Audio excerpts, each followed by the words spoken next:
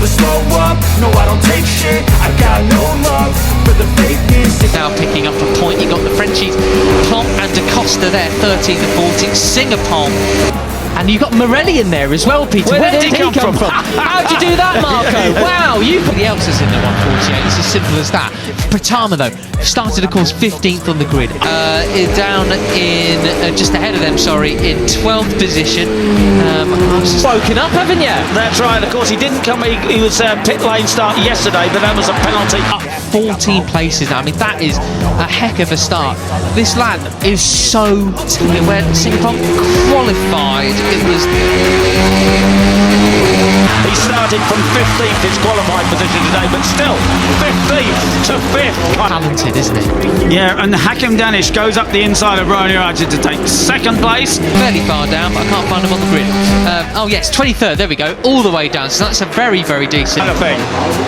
Right, so it is Uriarte on the 51.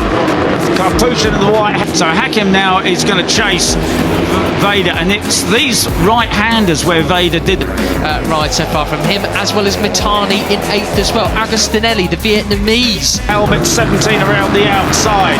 Gonzalez inside in 3rd place. The overtaking on the previous laps, and they're now taking a riding lesson from the man. Rider there up into 9th place, as well as the number 9. Pushing Daniel Jr., the number 70, up into 8th place as well, just off the back of the leading... In front. Yeah, his Veda Pratama track day tuition, with his first score. Down the corkscrew again, you're looking back at... what a great picture that is, looking back at Hakim District Group then. So, a lot of the riders who maybe had a little bit left in the tank come first students, Hakim Danish and Brian Uriarte, apparently. Yeah, but of course, Danish, and now forward Brian Uriarte and the leader Veda Pratama. After the end of free practice and qualifying, look a lot better here today as we see Morelli now moved up into 3rd. You know, they're following him through there, and that's fair enough, but they don't really get to see what the 16-year-old, the 54, and 8 laps to... Yeah. I mean, Morelli's a guy who you always think could win. Old Indonesian did to pass them. No. You know, that was the trick bit, not going through there in 5th.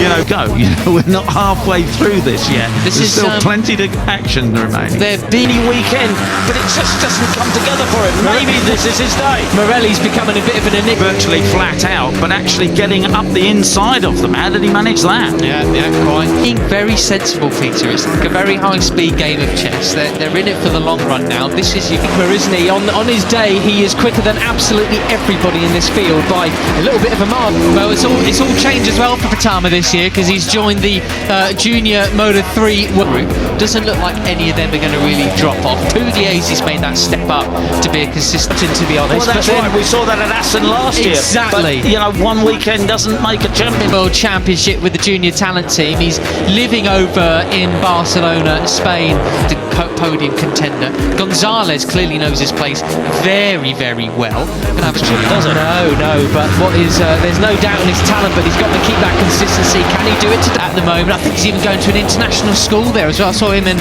a couple of others coming out of school and his Instagram school. Right. I'm going to have a look at what he was up to last weekend. And the point is, I think it's the no plan B. Right, down the waterfall again. It is Brian Uriarte that leads. Carbory's the other week, so he's doing the full rounds. About 15 race weekends for him this year, combined with the... All 5 of them know that you need the slipstream here. Veda's tried to run away with it, and Karpushin in 2nd base. Marco Morelli in 3rd. Is it Gonzalez up the inside? He has the Junior GP. That'll do him a world of good. And Brian Uriarte has seen the fact that Veda is, and they know that you need the slipstream. So there really is no point in doing anything silly at the back out of it. But Karpushin takes the lead. And you were absolutely right in terms of confidence, Peter. Splitting here. We're not even half distance yet. We're just coming up to half distance, and Veda has split. He's taken a best point in the race.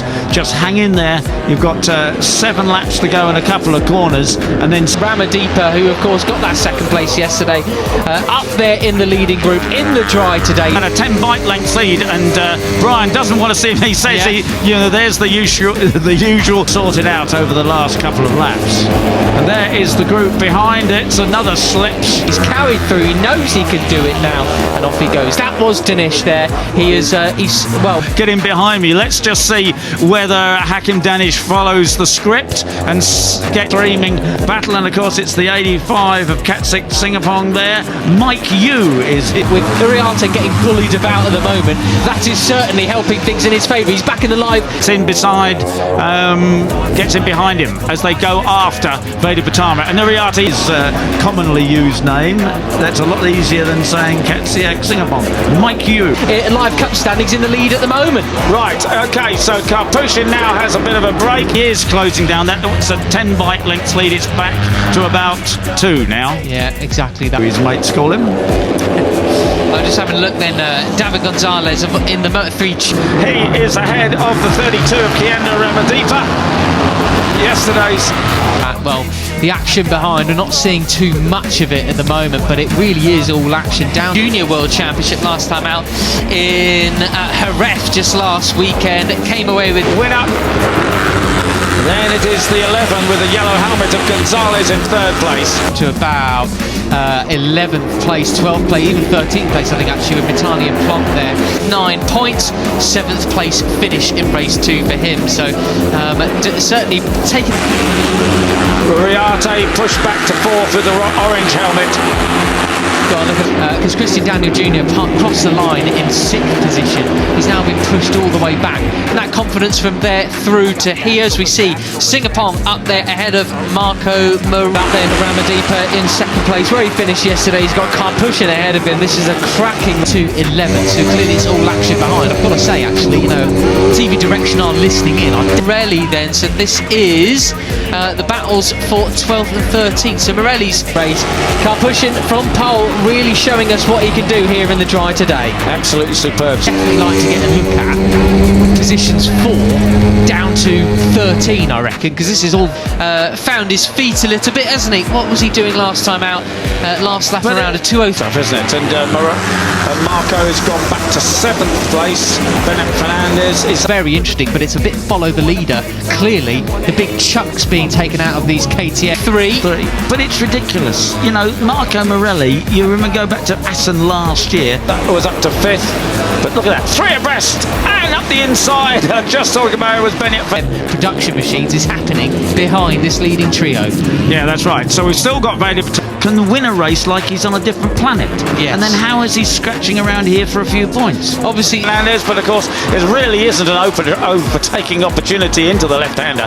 Climbing, time leading, but they, you know, they're lapping now at the 140, low 149s. But Hakim started from the back of the grid, didn't get the first lap that he would have.